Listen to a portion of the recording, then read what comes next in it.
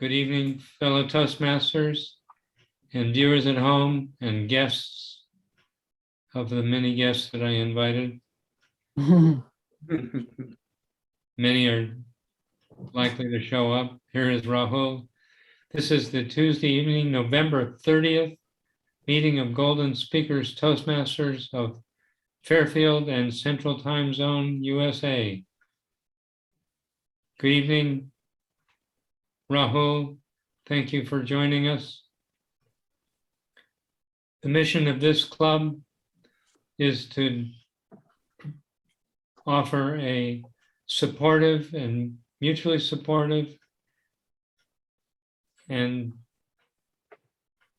positive learning environment in which every member has the opportunity to develop self-defense skills, verbal communication skills, and leadership skills, all of which will be in evidence this evening. That is the similar mission of every Toastmasters club and of Toastmasters International. For tonight's meeting, we have a theme. The theme is magic, and we have lots of opportunity to experience magic this evening. Let me introduce tonight's Toastmaster of the evening, Alexandra Gibbons. Alex, would you take it away? Thank you so much, Art. Fellow Toastmasters and viewers at home, I'm very excited for our meeting tonight. We'll have a prepared speech by our friend Bob Fogel and an exciting team, magic, for our table topics. But first, I will start by introducing tonight's role players, and we'll start with Donna as our timer. Donna, can you explain to us your role tonight? Yes, thanks, Toastmaster, for the evening. My role as the timer is to keep track of the time. And during table topics, I will raise the green card at 1 minute, the yellow card at 1.5 minutes, and the red card at 2 minutes. And after that, the speaker has 30 seconds to finish up in order to qualify. Bob's speech, as far as I understand, is 12 to 15 minutes. Is that right?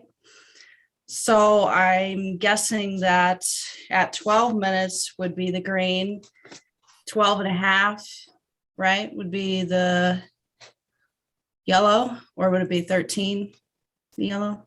I think generally, Bob, how would you like the timing to go? Because the red should be at 15, and the yellow should be somewhere in between there, and it could be 13, 14, and 15.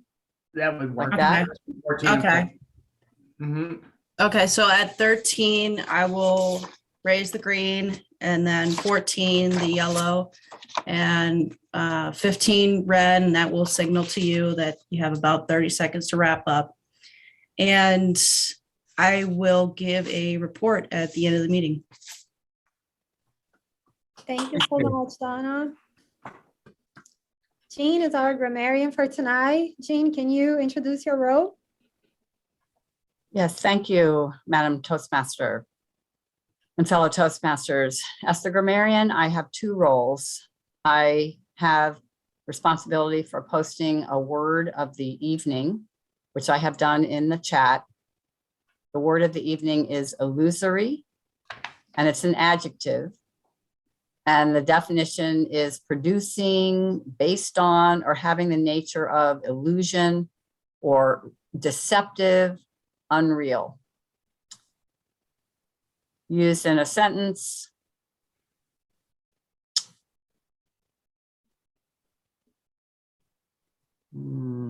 Used in a sentence. Bob Fogel may be thinking that he's ready for what's coming, but that perspective is illusory. And I will be I will be counting usages of the word of the evening throughout the meeting. And then my second job is to take note of creative usages of language and also language usage that I think might be improved in some way. And I'll be giving a report at the end of the meeting. It's a very easy word, Jean. I applaud you for such an easy choice of word. I had a lot, but I was trying to go with the theme. So illusory and magic, a little bit of that. I was just teasing you, Jean. Yeah, no, I'll have to be a grammarian more. I have some good ones, but yes, thank you. Back to you, Madam Toastmaster. Thank you so much, Jean. I will also be the counter, and in this role, I will note words and sounds that are used as crutch or pause fillers by anyone who is speaking. During the meeting, I'll listen for overused words, including and, well, but, so, and you know.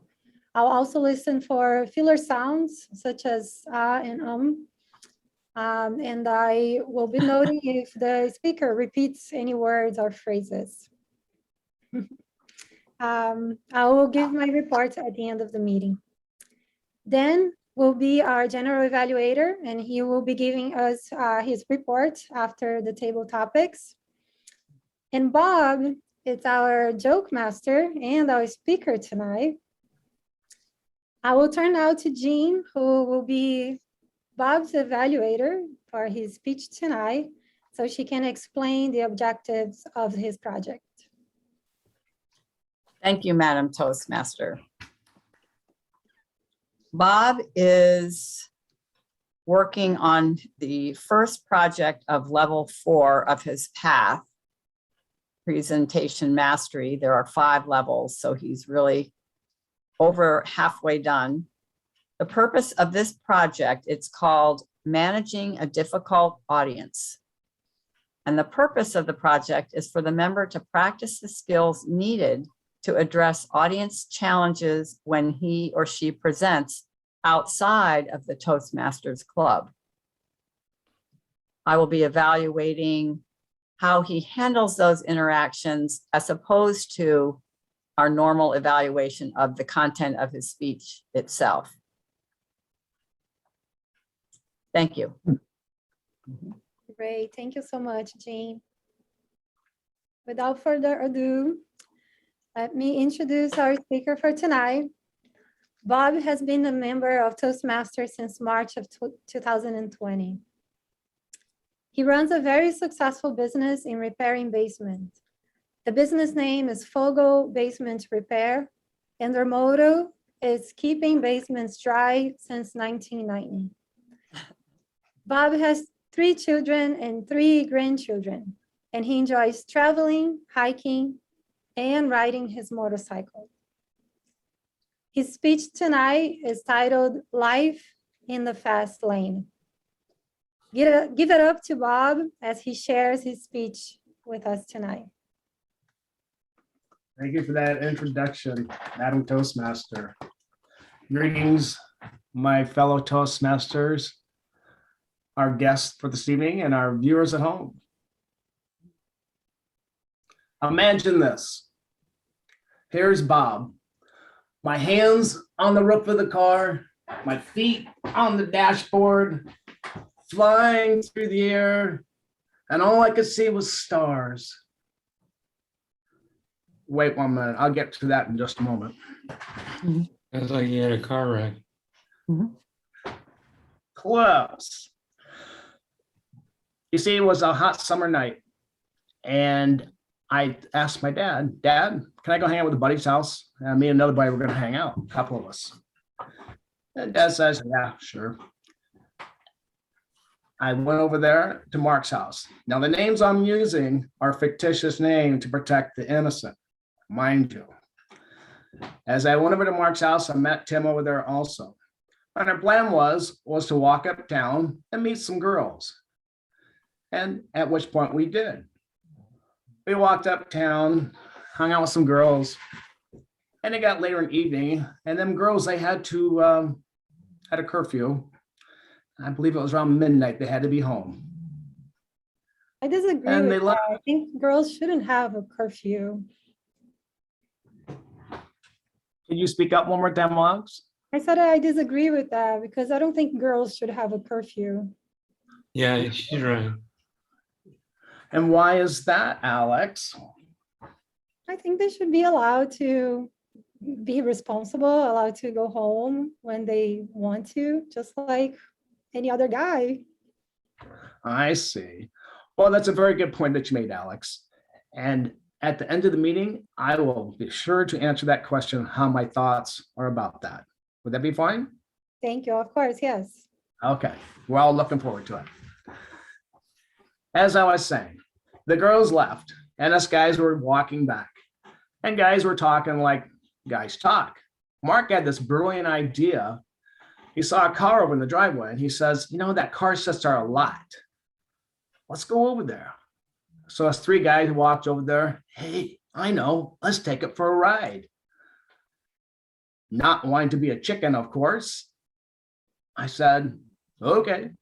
Tim said, okay.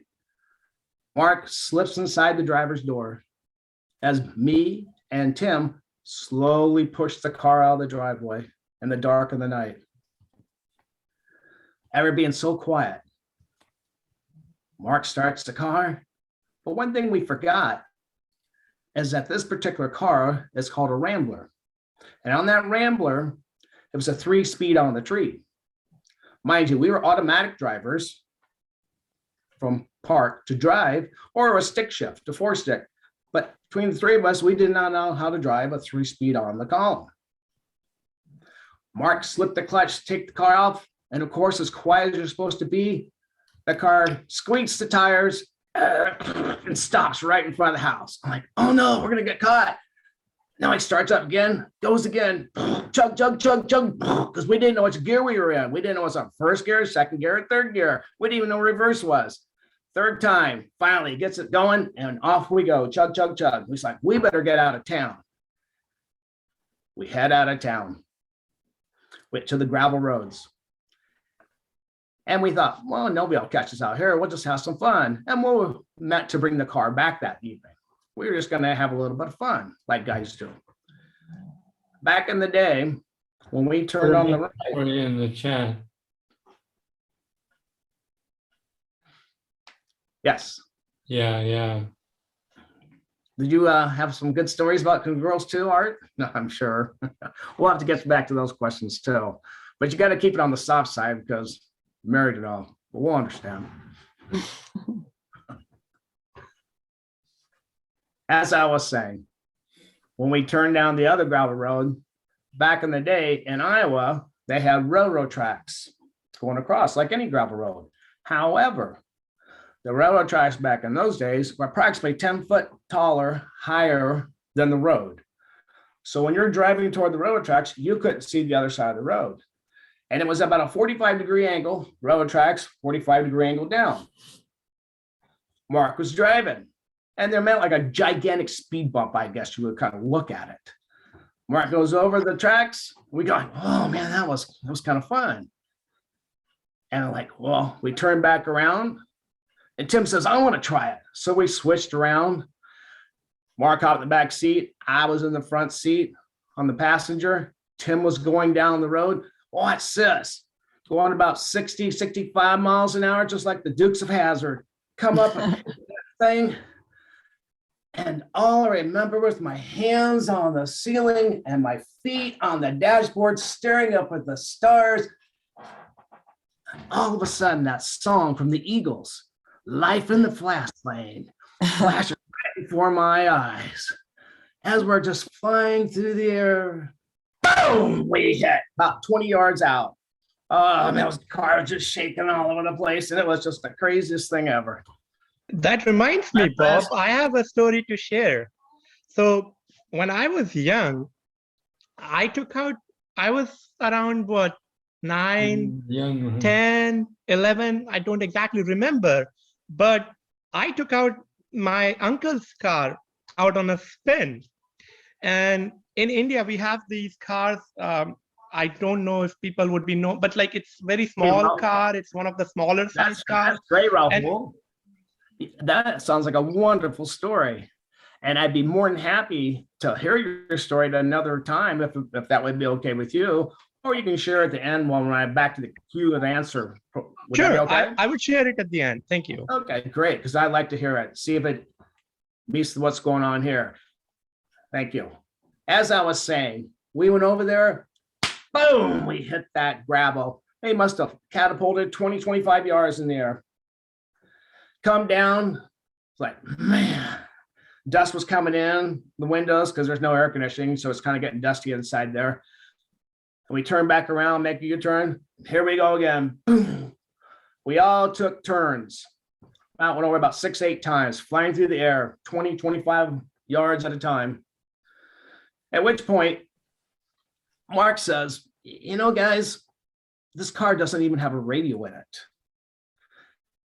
Why don't we get another one that has a radio and it'd be more fun? Well, it seemed logical at the time because I had life in the fast lane going through my brain. I'm like, yeah, radio would be cool. So naturally, we take the car, we go in town, search, find, we happen to find a pickup truck. Likely story. And that pickup truck has some keys in it. But not only that, we scored a radio. Mark, he was ready to go. We come both back in town. And I was driving at that point. Mark was ahead. And we already planned ahead. We're going to go about as fast as we can go, about 60, 65. And we go flying up that thing and through the air, as you can imagine. Well, Mark, he kind of miscalculated a little bit. For when he went over, he came down and his right tire hit the ditch. He went through the ditch, through the fence, through the field, back through the fence, up through the ditch, and landed right in front of me. As I'm skidding my brakes, I'm about ready to T-boning. And I stopped just in time.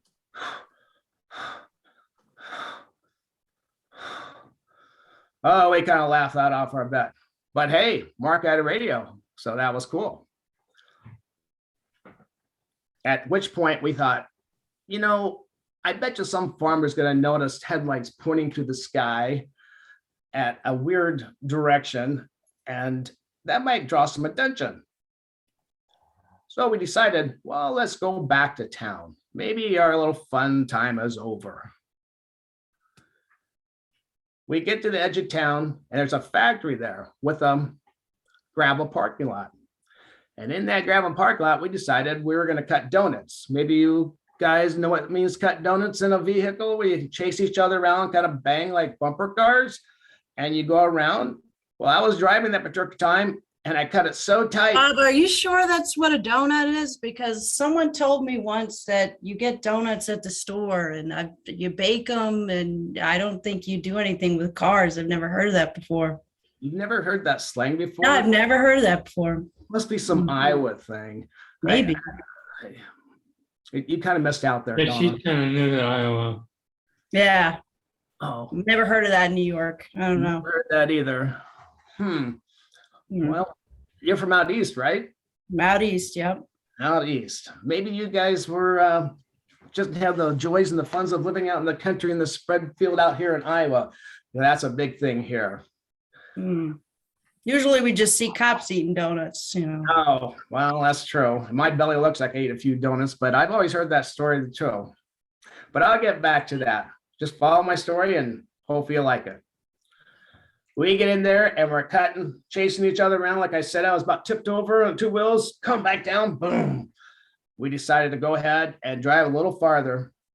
And on the way back to home, to Mark's place where we were planning on staying, there was a feed store.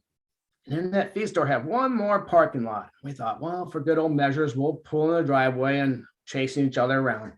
Going around once, twice, the third time around, cherries pop. The cops are right there. Sirens going. Oh, this stuff's getting real now. We're all going to Eldora. We're all going to Boys Reformatory School. We're all going to get busted. Oh no, what are we going to do? Let's get out of here. Mark was in the lead in the truck. He pulls out of the driveway. He goes left. And thankfully, the cops went after him. We came out. We turned right. We went the opposite direction, obviously. Found an alley, flew down the alley. bam, there's a dead end. That dead end street, like, oh no, now what do we do? I know, let's just bail. And as teenagers feverishly trying to wipe off a few fingerprints, it was about as goofy as anything, we started to run. We had to get back to Mark's basement where we were staying. Problem being, there was a train going by, a very slow train. And two teenage boys thinking cops were chasing them. What do you think they did? They ran underneath the train while the train was moving. We went really quick, just like you see in Hollywood. And we ran as fast as we could, and we darted right down to Mark's basement. And we're sitting there contemplating, oh no, we're dead. We're going to jail for sure. This is it, man. We have screwed up big time. This is gonna be bad. We're sitting in the dark, waiting, for every sound. We think, oh, there's the cops. And all of a sudden, we hear something like, oh, that's it. Here comes Mark. He comes running down the basement. I'm like, dude, where'd you come from? What's going on? He said, well, when I took off that way, I went to a stop sign and I was trying to shift gears and I killed it. And all I did was open up my truck door, act like I was going to talk to the cop, and them cops eat donuts, like we all know, and he couldn't catch me. And I ran all the way back home, across town about a mile, and here I am. We're like, whew. Naturally, as you might know, that was big news in the little town where I live in. But I must share with you, that night, that day, that instance, I got my get out of jail free card. And the reason I'm sharing this story with you and any of you is because there's a thing in the law when time has passed that you cannot be arrested for it because there's too much time that's passed. And I wanted to share a little something while you're thinking about that. Keep in mind, my speech is over, time has passed, and I'm good to go.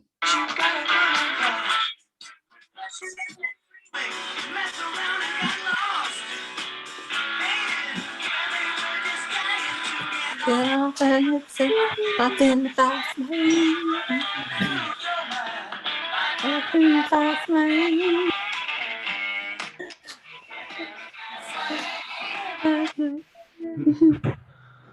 Can I share my story now? Tell your story.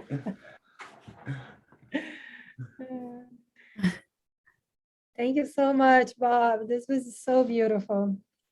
Our timer is, The word I was looking for, statutes of limitations, is it was over. Statutes. Yeah, statutes. I just couldn't spit it out. That's all. So, Mhm. Dana, could you please put 2 minutes so we can send What are you Bob doing over there? Okay. our feedback? Thank you, Donna. Jean, you are his evaluator. Would you like to do his evaluation now or at the end? You're mute. Zoom tells me, you are muted. Mhm. Don't say another word. I'd like maybe just a little more time. Okay, It's no fun. problem. Yeah. So we'll move along. Let's move to our table topics, and I will turn to our table topic masters for tonight, which is art. Thank you, Madam Toastmaster. Tonight's, the questions that I've developed are all around the theme of magic.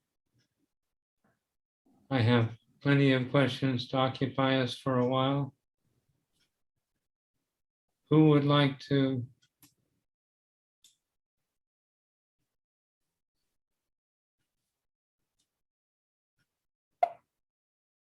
I'm having a problem with my computer. 1 second.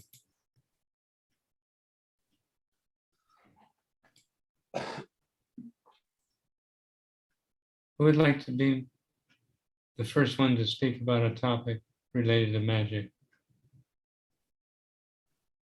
Donna. Here's my question for you.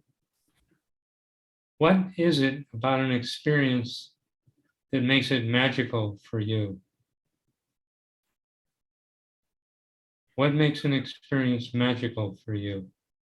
Does anyone have their cards readily available? Would they be able to time me? Dan, do you have your backgrounds?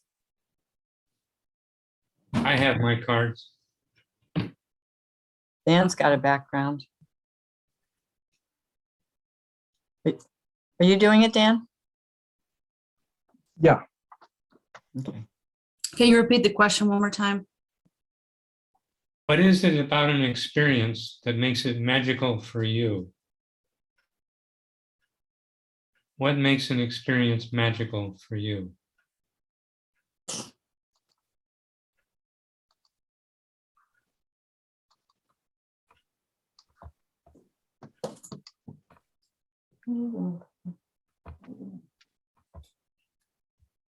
Thank you, Mr. Table Topics Master, fellow Toastmasters. The thing that makes magical experiences real to me are its inexplicableness, not necessarily its illusory qualities.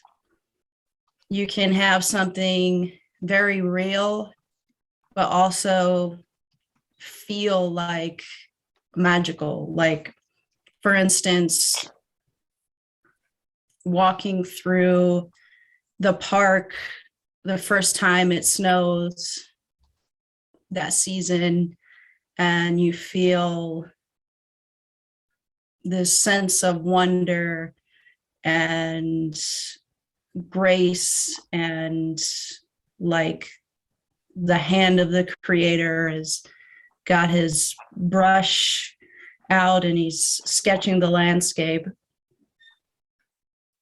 Magic for me, I equate with almost like mysticism in my personal life. Although I do love a good illusion, especially when it's in a movie.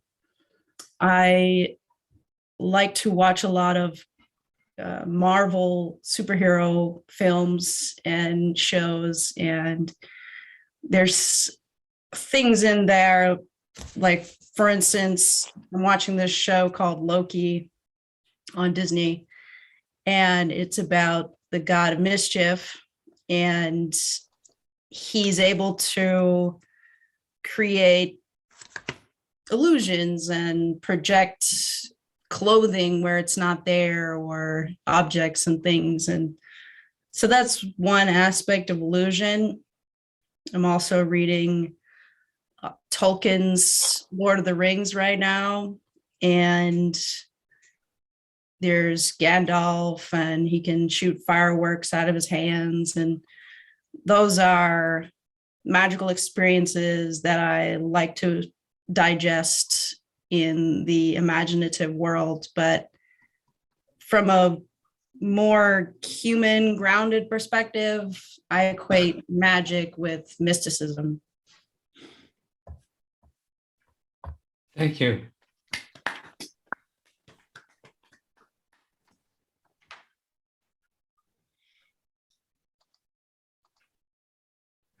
Who's next?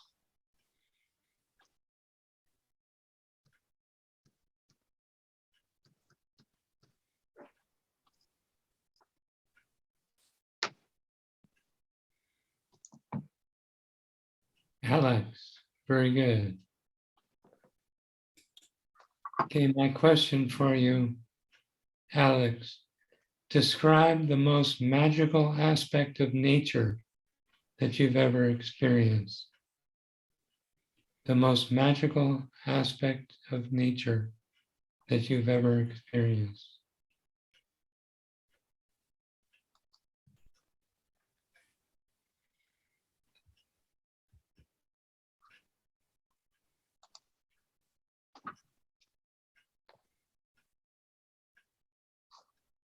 Thank you for the question, Topics Master, fellow Toastmasters, and viewers at home. As soon as you spoke about the question, the image that came to my mind was an image that I experienced when I went to the Amazon.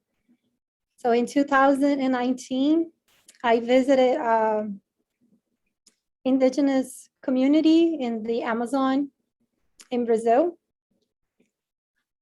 And it took 8 hours of a boat ride to get to their aldeia, their community. So the whole trip was incredible, and it was a lot of time in nature, embedded in the Amazon nature.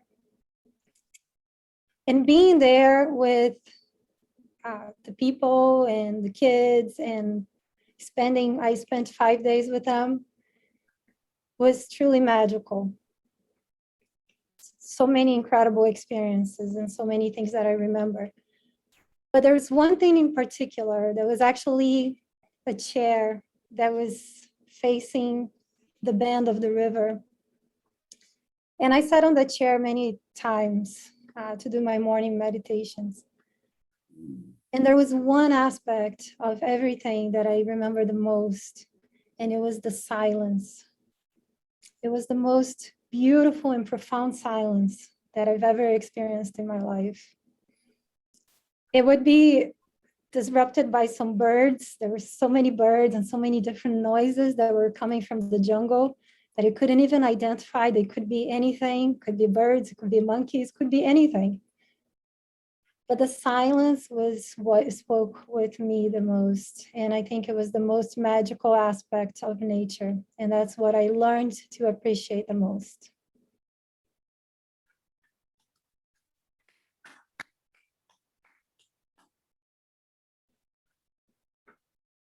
Okay, these are good.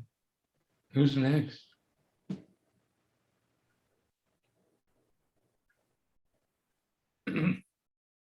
Could I see a hand? I can go next if somebody can, if somebody wants to evaluate me. Art? Okay, very good. I'll serve as your evaluator, Rahul. Thanks, Art. So here's your question. Have you ever held a newborn infant or a baby animal? Was that magical? Please explain.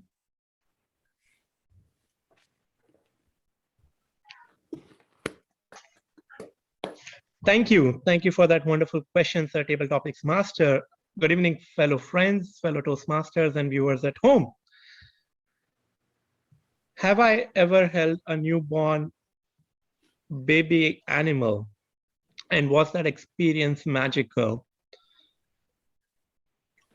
To answer this question, I would say yes. I have held, baby animals in my hand, at a variety of places, at a lot of different situations, and each experience was different, unique, and magical.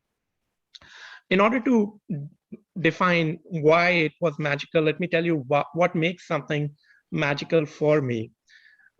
For me, connections defines magic.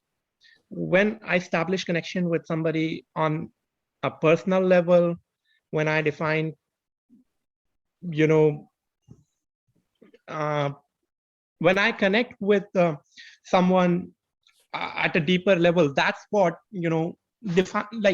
creates that magic for me in terms of my personality. So in my house, very recently, last year, we discovered some baby bunnies. Baby bunnies, they were very small, size of like my pinky finger, and they had been, accidentally unearthed from the place where their mother had kept them, and their mother probably had, not known where they were, and somebody had accidentally pushed them around outside of our house. I held that baby. The baby was in a very,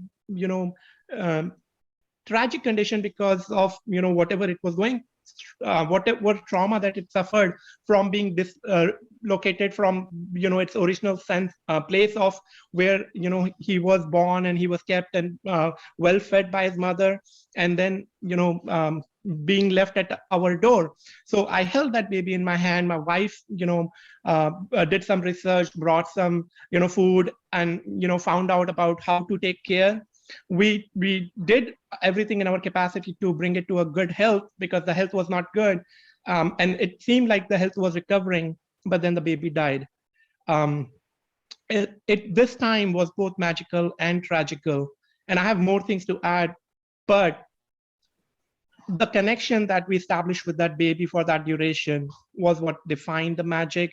It felt like almost like a member of our family, and who sadly was gone in no time. So a tragic, magical experience. I hope I answered your question. There were other examples I could have thought of, but that's what struck my mind most. And yeah, that was a magical experience for me, though a little sad. With that, back to you, sir, Table Topics Master. Thank you.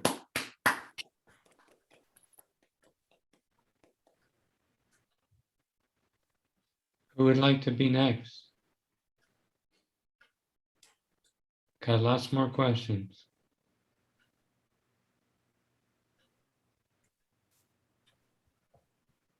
Okay, Jean.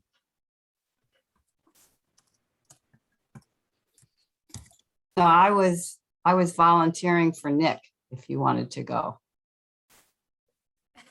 It's a disruption of a different sort, I think. You game, Nick? What? Nick, are you game? Okay. Very If good. you don't, if you don't want to, it's okay, but I just wanted to make sure, give you that little wake up, that wake up frisson in your nervous system. We'll see what kind of magic can happen. Okay. Famous author Arthur C. Clarke wrote, quote, "Any sufficiently advanced technology is indistinguishable from magic," unquote. Do you agree? Can you think of examples? Please explain.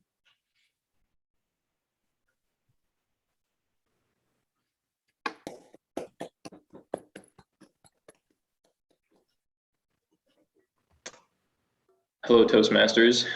Thank you for letting me join you. People at home. The question was something to the nature of, there was a quote along the lines of any form of technology is a form of magic. Is that correct? Any sufficiently advanced form of technology is indistinguishable from magic. Okay. Can I restart the time and let him get the question again, or I feel like, Yeah, let's do yeah. that. Yeah, well, you can ask to get the question more than once, Okay. Well, thanks.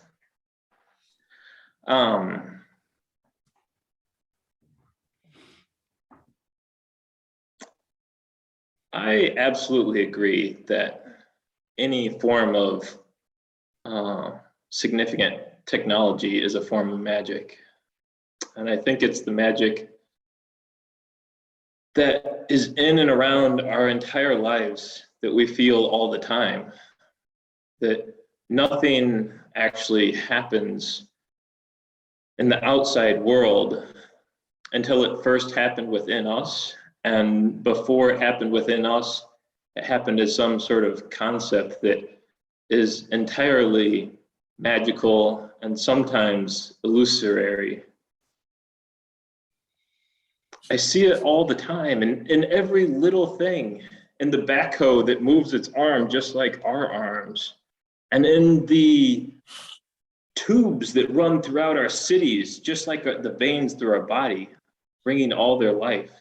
That everything that we see outside the world is just a magical transformation of what's inside of us, and what we are a magical transformation of something that we aren't even sure exactly what it is, but by golly, it's a beautiful thing. And with that, I'll send it back to you, Table Topics Master. Mhm. Very beautiful. Next. Art, I think that's probably the point that we should stop. We still have to get back to Jean's evaluation. Okay. Next, So you- could we ask the timer at this point about who qualified? Oh, it says 8:35. I'm supposed to do that. Is that not right? Well, it's written as if Jean has already given the evaluation. Oh, right. He Okay. hasn't. Forgot about that. Yeah. Okay. So Alex qualified, Nick qualified, and I don't know if I qualified. Donna qualified. Okay, great. That's all. Rahul qualified in an illusory world.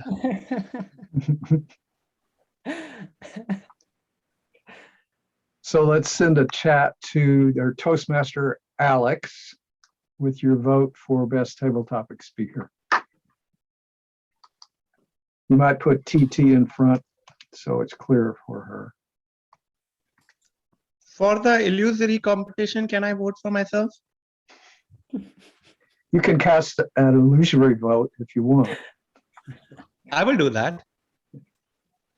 Art, as general evaluator, I'm just going to step in and introduce Rahul to do the table topics evaluations.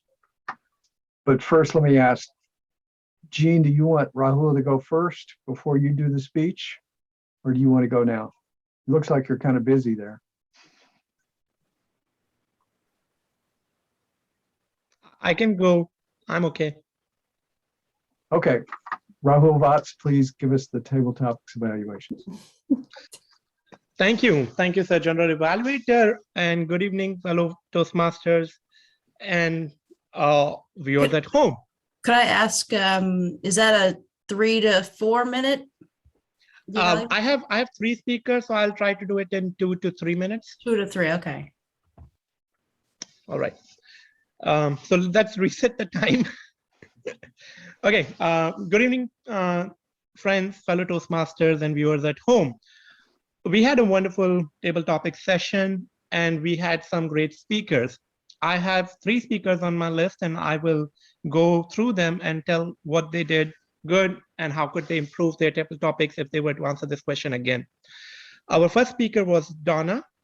And Donna, your question was, what makes an experience magical for you? One of your good things, you always greet the audience. So you greeted the audience, you answered the question, you shared some example of what defines magical experiences for you. Your use of vocal variety was, commendable. You had a great vocal variety. You had words like mysticism. You had, I'm pretty sure you used the word along the lines of illusory in terms of illusion. And there were other good words which talks about your great vocal variety. Now, those are some of the good things, so keep them up. In terms of suggestion, when you were given the topic, you jumped right into the topic and you started with a sentence which was the thing that makes, and then you had something and then you said, and they are. So the thing that makes, you're talking about one thing. And then you said, and they are, means you're talking about more than one thing. So little grammatically wrong, and that's just because you jumped right in. If you would have taken that 30-second pause, gathered your thought, you could have more natural and free-flowing, start to your table topics. So that's a suggestion to you. Another one is if you could look more into the camera, because you were kind of at times looking down. So that's another thing. The second speaker was Alex, and her topic was magical aspect of nature, if I'm correct in my memory. She greeted the audience. So Alex, again, a good job on making sure that we follow the protocol. You talked about your personal experience from your trip to Amazon. Every time you talk about something personal that establishes a connection, and that establishing that connection is at times very magical, and very, very magical for me. So thank you for that, story. You had one of the best table topic speeches that I've given in a while. One suggestion that I could come up for you was, you in your story's conclusion, your table topics conclusion, made a statement about there was the most beautiful and profound silence. But then you continued, if you would have taken a pause, just a little pause, and given us that silence, and let us experience that magic, it could have hit home run for your speech. Our next speaker was Nick Campany, and Nick, great job on coming up and taking the bullet by the capturing the bullet from your by the hand. You greeted the audience, so a skill of very skilled Toastmaster.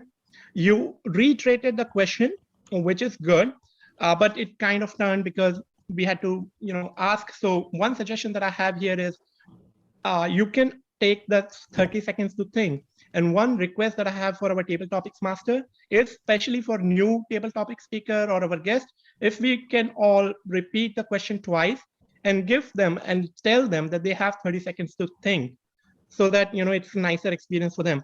You answered the question. You talked about a lot of things as to why technology is indistinguishable from magic, and all in all, great speech. So just keep on doing it. You will be awesome.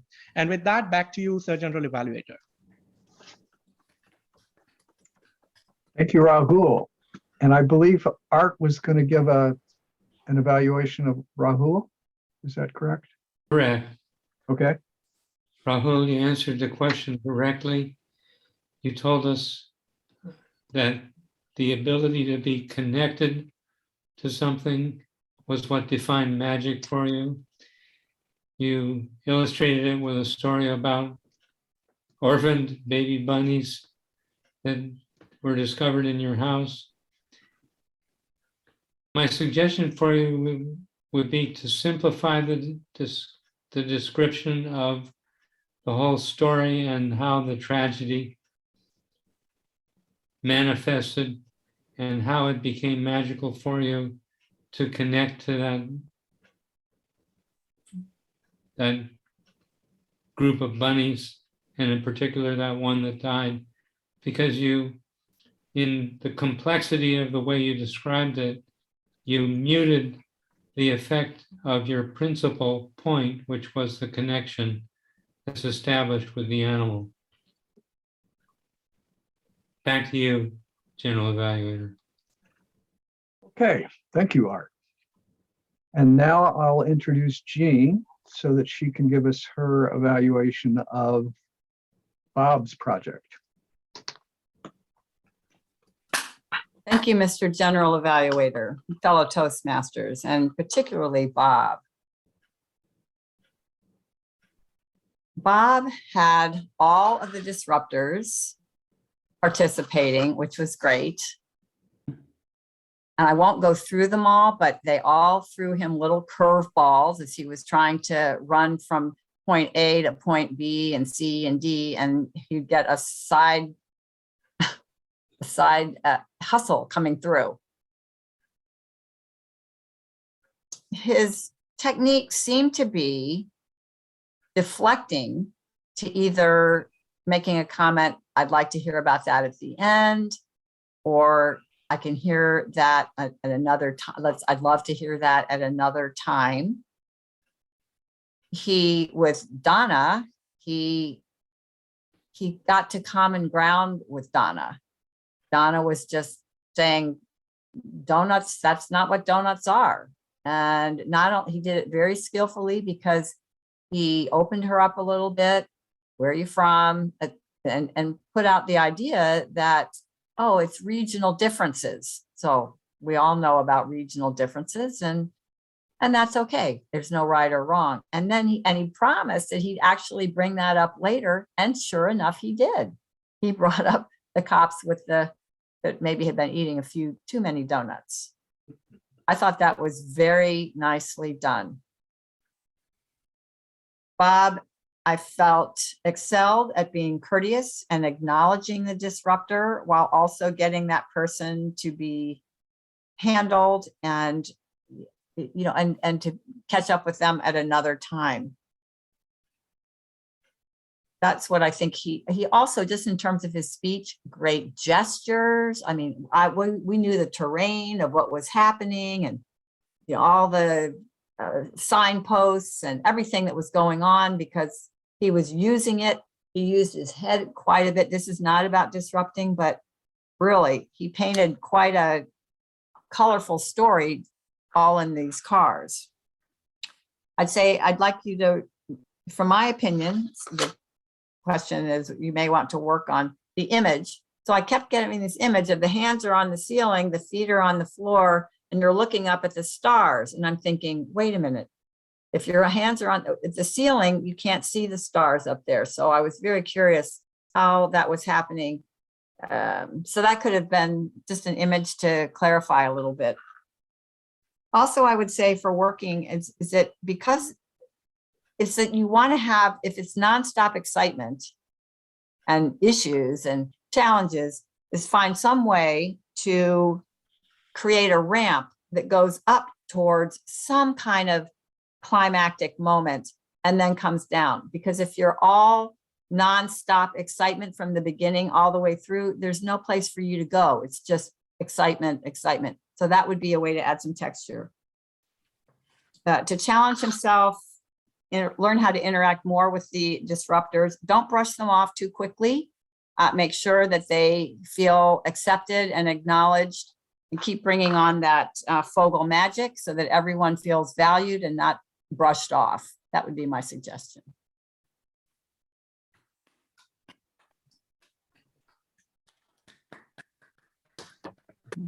Thank you, Jean. Thank you.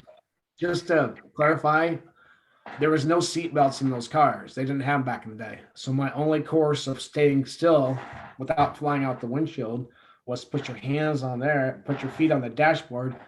And as the car takes off the 45-degree angle through the air, you're at an angle straight up like that. And all you can see is the stars out the So windshield. you're looking through the windshield. You're looking through the windshield. Like a rocket going straight up, so to speak. Okay. That's Before what it makes us back to the ground. Oh, we just learned something about Jean. She's never taken a joyride and jumped off. Gave yourself what- away.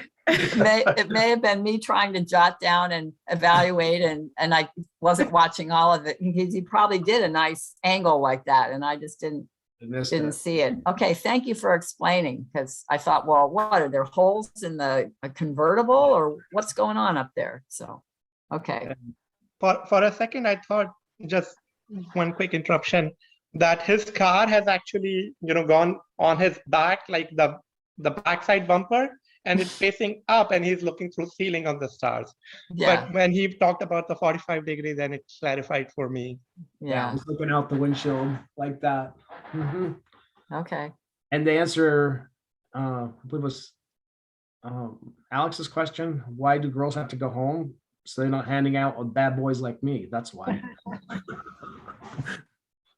Well, bad boys Okay, need to Bob. be educated rather than good girls having to deal with bad boys. Okay, class. Yeah, okay, Class. so, all right, pass. So we are- Turn the page, turn the page, turn the page. Okay. Thank you for those clarifications, Bob. We won't count them as disruptions. But it's time for us to ask the timer of our two evaluators, Jean and Rahul, which qualified. Being qualified. I qualified? Yeah. Barely. Wow, barely, yeah. 3 minutes, 30 seconds. Oh, yeah. Yeah. I'm just No gonna live, wasted space. I'm that just gonna cool? live in my illusory world where I've qualified and excelled at everything. Hey, you're gonna get the word of the day, Rahul. All right, we won't have to vote. We're gonna move right on and get our reports from our role players. And let's go back to Donna and ask her for the timer's report. Bob had his speech at 14 minutes, 6 seconds. Jean came in at 3 minutes, 30 seconds for her evaluation. For table topics, Alex came in at 2:03. Rahul came in at 2:58. Nick came in at 1:28. And I don't know what my time was, Dan. Your official time was 2 minutes and 30 seconds. Oof. I actually had to make an executive decision because I spaced out and I didn't give you the green light till almost 1:30. Oh, gee. So I gave you a few extra. You deserved it. Well, all right. Rahul, his evaluation was timed at 3 minutes, 50 seconds. Oh, Okay, Better. very good. better, yeah. Thanks for that report. Let's hear from Jean in her role as grammarian. Thank you, Mr. General Evaluator. For the word of the night, I had illusory, or I took the noun form of illusion. I took that also. And I probably missed a little bit because people started just throwing it out. But that may be an illusion on my part. I may have caught them all. I had 1 or 2. Donna had 2, maybe. Rahul had about 3. He was doing a shotgun approach there on the word. And Dan had 1. Was there anybody else that had it? Art might have snuck one in there. Oh, Nick had 1. Okay. All right. So yes, I remember that. I was too caught up in the imagery of what he was saying, which was very lovely. All right. Then in terms of speech, I had Donna. Donna had some really nice clauses in there. And I think she used a noun. I don't know if this is a word, inexplicableness, but it works for me. So I went ahead and did that. Sketching the landscape, digest in the imaginative world. She just has very descriptive color dripping off of some of her words that I like a lot.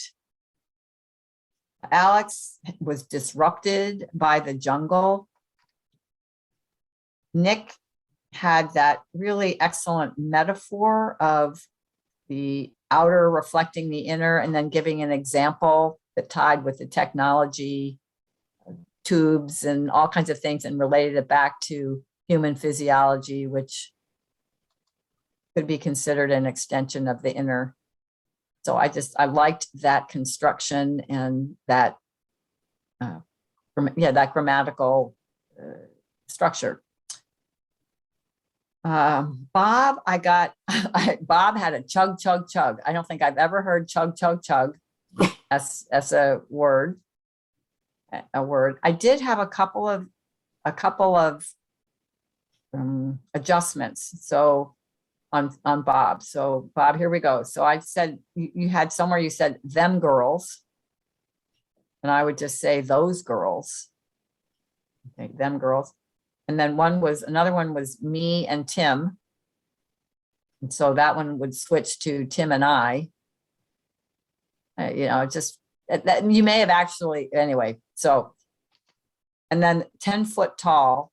I think, then it could be a regional difference. I think it's 10 feet tall as opposed to 10 foot tall, but maybe that's something that's colloquially okay, is to say 10 foot tall. I don't know, but that was something I just heard. Good. So those are my comments as the grammarian. Very good, Jean. Thank you. Next up is Alex as the counter. Thanks, Mr. General Evaluator. I didn't catch any filler words or anything from Bob in his speech, so great job, Bob. For the table topics, we have Donna. She did 1 like, 8 and 1 but. Rahul did 10 ums, 1 like, 2 so's, 5 and, 7 you know, 1 and 1 but. And Nick did 3 ums, 1 repetition of any, and 1 but. So Rahul was the winner.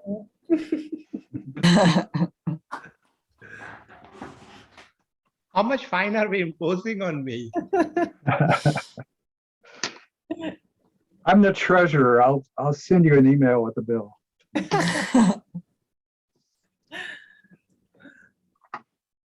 Bob, you're back up as the joke master. Joke master. All right. My jokes will not be as colorful as my story. However, here we go. How do construction workers party? They raise the roof. Oh. I never believed that my dad was stealing from his job as a road worker. But when I got home, I seen all the signs there.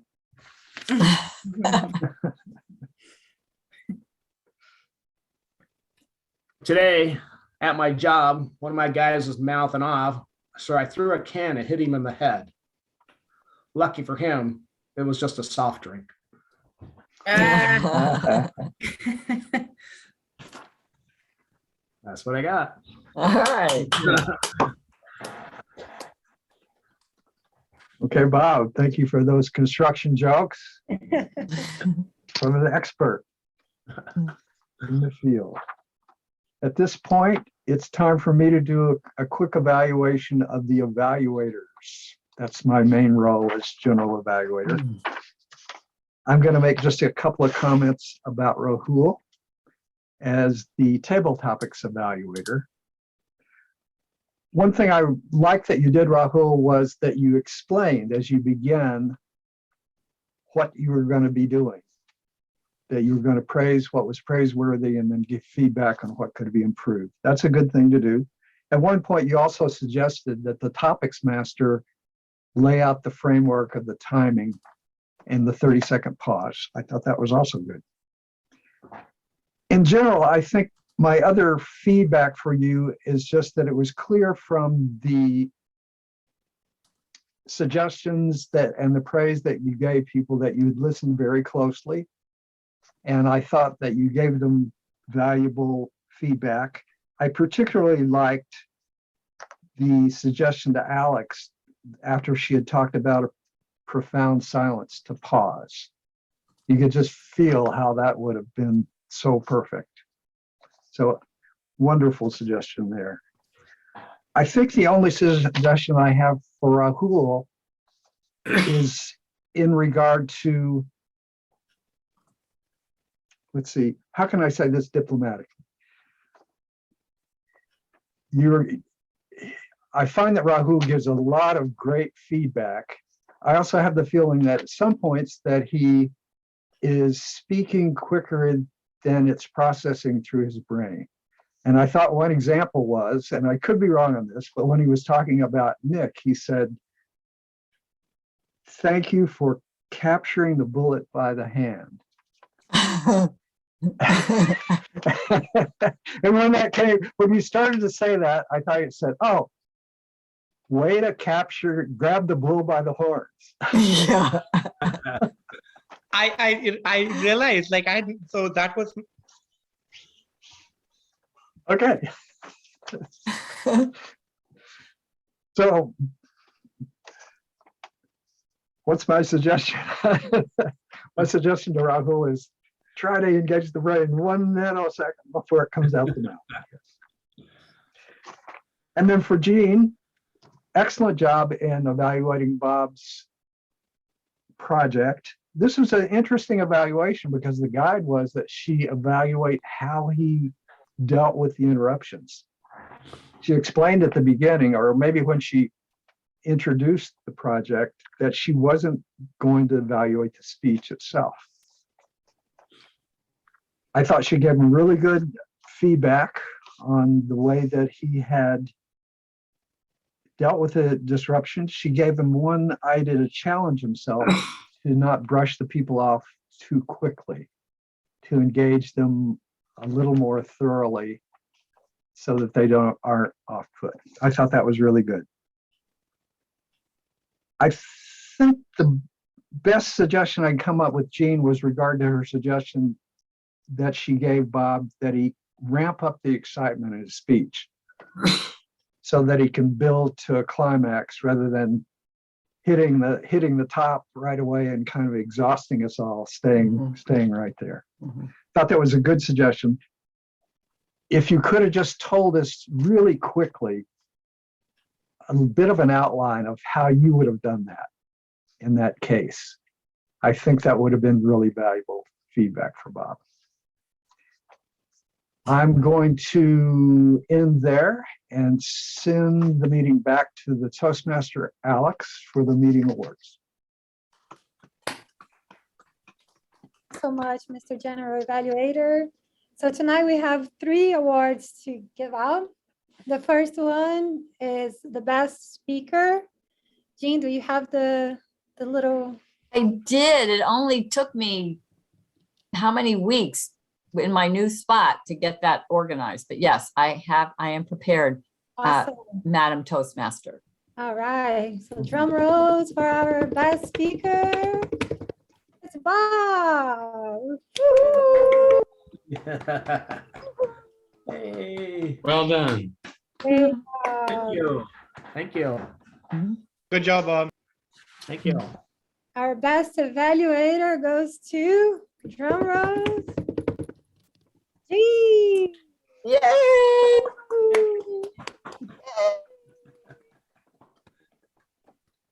Very good. Good job. And our best table topics goes to me. Hey. Alex. All right, Alex, go. Yay! Oh. All right. All I have right. to say, as Donna was giving her table topics thought, it was so gorgeous, the images that I thought, here's a creative writer speaking out on the cuff, beautiful images. The first snow, walking in the first snow scene was just incredibly delicious. Mhm. Well, and Alex sitting on the banks and just listening to nature and having that profound silence it was a tone in her voice that just made you sink into what she was describing. So yeah, very good. Yeah, Yeah, very the good. description of the time that Alex gave, what was it, 8 hours getting in there? I pictured a boat on the water and 8 hours in this like idyllic scene. Mm.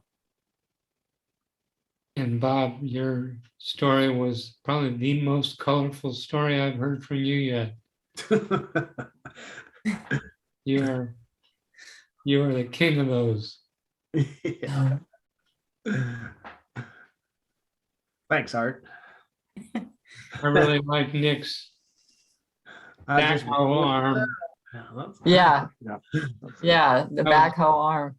That was a beautiful illustration you were giving, Nick, of how it begins as conception and through our bodies it gets expressed into reality physically.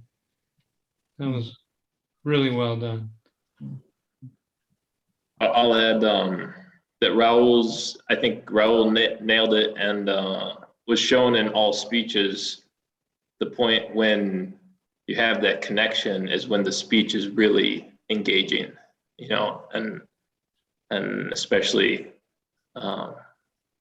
saw it in all the speeches. There's one thing to hear something intellectual, but then when you get to that level of connected engagement, it's hard to describe the difference, but there's a totally different level of I don't know, transmission, for lack of a better word. Mhm. Thank you. Mhm. We had a great meeting tonight. Thank you, Bob, for your awesome story filled with so many sounds and action that really kept us all engaged. And you handled the interruptions like a pro. I think you're ready for a district competition. I think you're good to go. All right. I'll take that. High five, Bob. There you go. All right, thanks so much for all the magical questions and the table topics, and brought us so many awesome stories. And with that, I'll turn now to our president, Art, for the closing comments. I would say this is one of the juiciest meetings in recent memory. It's delightful to have you as a guest, Nick. Please continue doing so, or join us as a member. Next week will be the first December meeting. There is an officers training coming up. I got a notice about it, but I don't have it open in front of me to say the date. It's this Saturday. This Saturday, December 4th. 9 o'clock. Yeah, it'll be a Zoom. Sure, it'll be a Zoom meeting. So So, members of the club are welcome to attend officer trainings.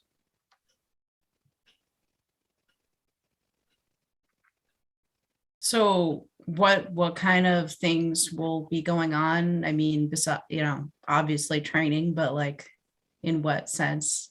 There will be breakout rooms where smaller groups of officers who are holding, let's say, the treasurer's position will talk about issues that concern the treasurers. The presidents meet and talk about issues that are on the president's agenda. There's general meetings where the health of clubs, there are presentations usually from experienced Toastmasters and our officers in vibrant clubs. There'll be a presentation made to the whole assembled group of officers on some relevant topics, such as how officers can cooperate with each other to move their clubs forward. And that's Saturday? By Zoom this coming Saturday. Saturday, it is Saturday, and I'm frantically looking on my phone. Oh, there it is. Wow, that was a long time ago today, 8 o'clock in the morning. All right, so I'm going to forward this email to everybody. And you guys Does it will have a get link in the email?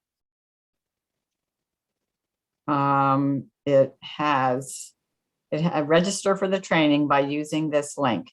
It's Zoom. It's this Saturday, 9 to noon. And And we'll anyone see. can go. You don't Anyone have can to be an go. officer. Yeah, anyone can go, because it strengthens the club. It's not all about the officers. It is to help officers with their continuing responsibilities, but they generally will have some breakout sessions with various things. I don't know what's planned, but that's usually the way it's structured. And the fact that it's Zoom is nice, because then you can do it as opposed to driving to Des Moines. So is this district specific? Like the people on the call will be from our district or? Correct. Oh, okay. Yeah, District 9. It's fun. It's kind of fun. You get to see people it's like a bigger world, a bigger Toastmaster world. So I just sent that to everybody. So Thank you. you can look at it. Mhm. Thanks. Do So we we do need the officers to be there. We need to have 4 roles. But I can let you adjourn the meeting, Art, and we can, if you want, and then we can, if Nick needs to run or whoever, whatever needs to happen here. Yeah. So next meeting is December 7th, Tuesday, December 7th. And I am adjourning the meeting until that day. Adjourn. Thank you.